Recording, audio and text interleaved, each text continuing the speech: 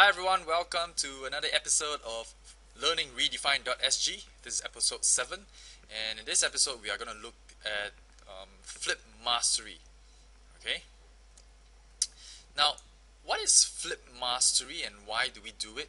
So basically, in Flip Classroom, you start off with Flip Classroom, what they call Flip Classroom 101, where it's the basic idea of you send kids home with the homework, where they watch a video of a content, and they come to class, they apply. So that is a very basic model of the flipped classroom, and we shouldn't stop there. And that wasn't definitely where I've stopped, and I've moved on. And so some of the areas that we could move on is in terms of problem-based learning, because now we have so much time in class. What do we use our class time for? Is it just to do worksheets and workbook? Well, there is a place for worksheets, there is a place for all these things, but definitely that's not all that we should be doing in class. Okay, definitely we should be doing more to engage our students, and problem-based learning, blended learning, inquiry-based learning, these are all things that you can do in the flipped classroom to move it from what I call flipped classroom to definitely flipped learning. And one model which I've heard of was flip mastery. Now I have to be honest with you, initially, and I actually told this to many people, I didn't think that flip mastery was something that's possible in the Singapore context. But something that I've learned as I've journeyed into flipped classroom is that never say never, and it's always good to just try something because you never know when it might work in your class. And definitely I was initially quite skeptical about flip mastery, but when I tried it, it was doable. Okay, my version of flip mastery was something that was doable. Okay, so why did I try flip mastery, and why are some of the reasons other teachers, other educators have tried flip mastery? For this very simple reason, I think you can identify with me. I have students who have gone through one whole week of lesson.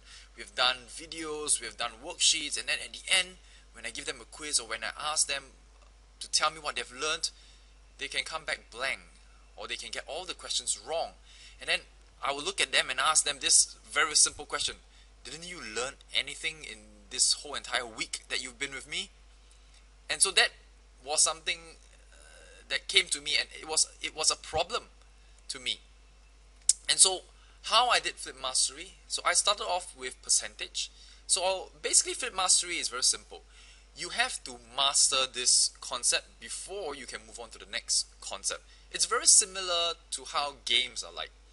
You need to accomplish level 1 before you can move on to level 2. And in a way, this form of learning appeals to students because they are very in tune onto stage 2 and so on and so forth. So for my topic of percentage, I introduced what I call the ladder of success. I wanted to motivate my students. So that's why I coined the very nice terms, ladder of success. So if you can see at the screenshot here, this is what I showed my students. So level 1 involved these 4 items. And at the end of that level, they have to take a quiz. And after the quiz, they can move on. And after they've passed the quiz, rather, they can move on to level 2. So that is the whole idea of flipped mastery. Then I moved on to the next topic of angles. Now angles, I decided to try something even more fanciful. I introduced, I called it the angles athletics. So I introduced medals. So there were 3 concepts they had to learn. So the first concept, I called it the bronze medal. The second concept is a silver medal, and the third concept, where you see here, is the gold medal. And my challenge to kids is all of us are champions, all of us can attain gold, and so that was their end goal, to get gold. Alright, and then just recently, this topic on angles, again I introduced the ladder of success because for angles there are actually 6 concepts they have to learn. So altogether they have 6 levels to go through too. Now, what was my experience like? The kids love it. They were so excited, and it wasn't something that was totally innovative or new to me. They were still doing quizzes, but for the first time they were excited to do a quiz. Usually when you throw out a quiz, they will groan and moan and say, no, not another quiz. But this time around, when I gave a quiz, they were excited. They said, can I have the quiz? I want quiz 2 now. Give it to me quickly. because they wanted to pass the quiz and they wanted to move on. And when they were able to move on to get level 2 or to get the silver, they were so excited. And in the angles topic, if you see here, I actually got them to write their name, and the moment they can achieve that medal, they can paste their name there. So that whole action of pasting, putting their name at the gold medal, gave them so much motivation. Everyone wanted to be at gold medal. Everyone wanted to be the first to be in the gold medal. Were there challenges? Well, yeah, basically I will name two challenges. One is time. At the end of the day, my syllabus had to go on, and we had to stop at a certain point, and I couldn't really get kids to learn at their own pace. That is still an ideal that I'm trying to solve, or it may not be solved at all.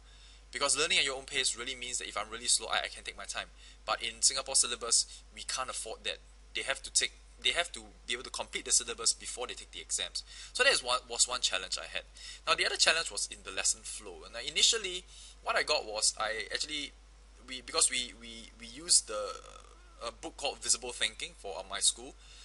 So they had to complete that book first, and I would mark to make sure, or I would check to make sure their answers are correct or they've understood the concept. Then I issued out the quiz.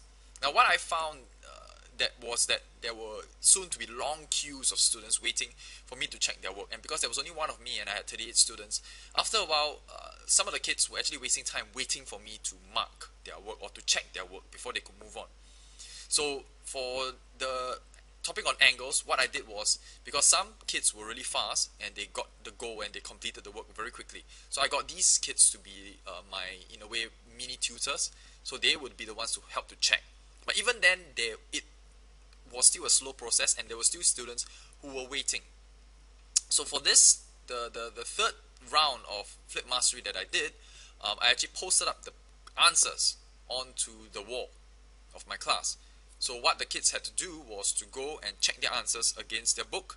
If their answers are all correct, then they would be able to do the quiz. And for the quiz, I gave it all out to them already, so that they didn't have to come to me to get the quiz paper.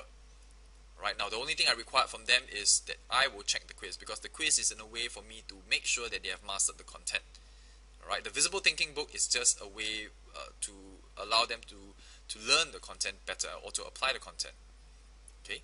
Now I still went around. I still was able to coach them one-on-one, and I find that one, it motivates the students, and two, and so it really, I was able to ensure that they have truly mastered the content before they could move on.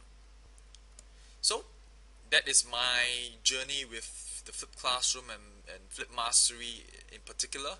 What was your experience like with the Flip Classroom for those of you who have tried it?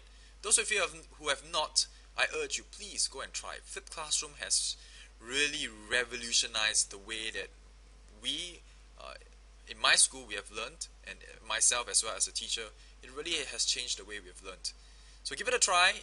If you have any comments, please leave it at leave your comments below, and please do subscribe and watch my past episodes to find out more about Flip Classroom. And please feel free to drop me comments of what other topics would you like me to cover in my Learning Redefined.SG series. I hope you have enjoyed it. Now, if you have enjoyed it, please share this along with your friends. Let's share the good ideas with one another. See you.